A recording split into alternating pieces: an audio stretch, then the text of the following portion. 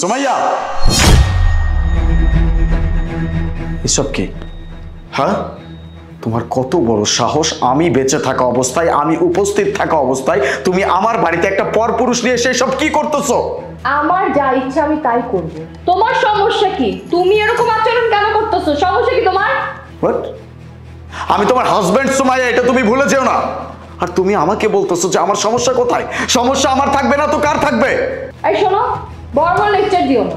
তোমার প্রবলেম কি? আমার যা ইচ্ছা আমি তা করবো। আমি আমার বয়ফ্রেন্ডকে নিয়ে আমার বাসায় থাকবো, যা ইচ্ছা তা করবো। তোমার তো কোনো আপত্তি হওয়ার কথা না। তোমার নিজের অবস্থা দেখছো, তোমার চেহারা দেখছো।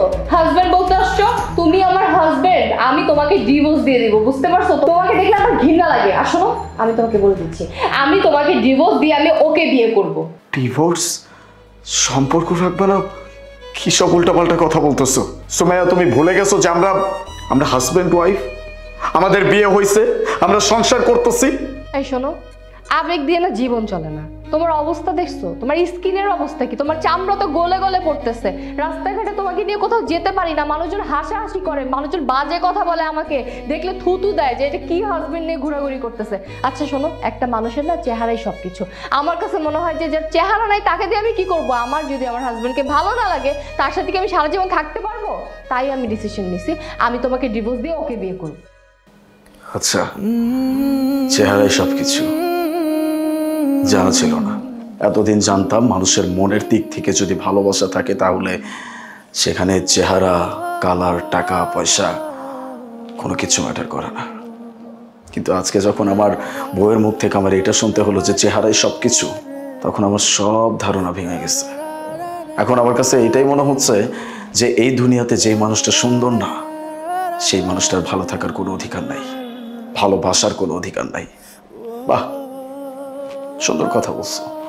এই যে এতদিন যাবৎ সংসার করতেছি, দুইজন দুইজনকে ভালোবেসে বিয়ে করছি, এই সব কিছু তার মানে মিথ্যা ছিল। শুধুমাত্র চেহারার একটা মোহ ছিল, সৌন্দর্যের একটা মোহ ছিল, বাড়ি গাড়ি টাকা পয়সা এই সব কিছুর মোহ ছিল।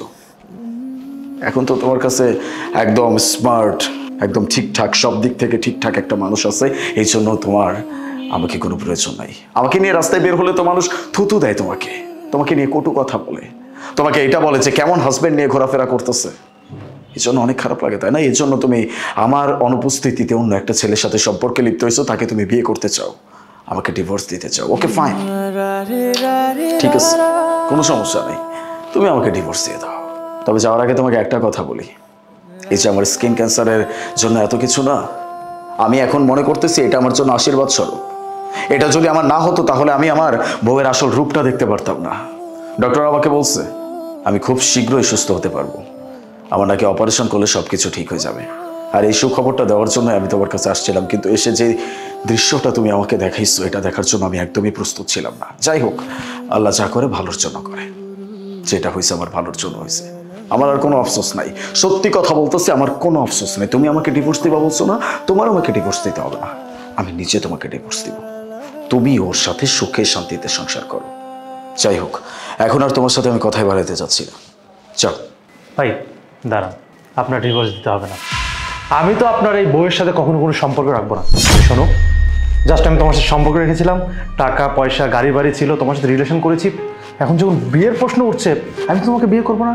কারণ যে মেয়ে তার হাজব্যান্ডকে রেখে অন্য একটা ছেলেকে ধরেছে, হাজব্যান্ড অসুস্থ বলে, আমি যে ভবিষ্যতে অসুস্থ হয়ে বললে আমাকে রেখে তুমি অন্যজনের কাছে যাবে না, তার কোনো গ্যারান্টি আছে? তোমার মতো কোনো গোল্ডিগার মেয়েকে আমি কখনো বিয়ে করবো না। বিয়ে করা তো দূরে থাক, আজকের পথে তোমার সাথে কোনো সম্পর্কই থাকবে না, সব সম্পর্ক শেষ। মারুফ, শোনো আমার কথা। মারুফ, আলিফা, আই এম সরি, আমি ভুল করে ফেলছি, আমার ভুল হয়ে গেছে। প্লিজ তুমি আমাকে ক্ষমা করে দাও, আমি আর কখনো এরকম করব না। আমি কোনো কথা শুনতে চাচ্ছি না তোমার মুখ থেকে। এখন যদি কোনো রকম কোনো কথা বের হয়, আমি হয়তো নিজেকে কন্ট্রোল করতে পারবো না, আমি তোমার গায়ে পর্যন্ত হাত তুলতে পারি। তাই কোনো রকম বাজে কিছু হওয়ার আগে এখান থেকে চলে যাও। Out, out.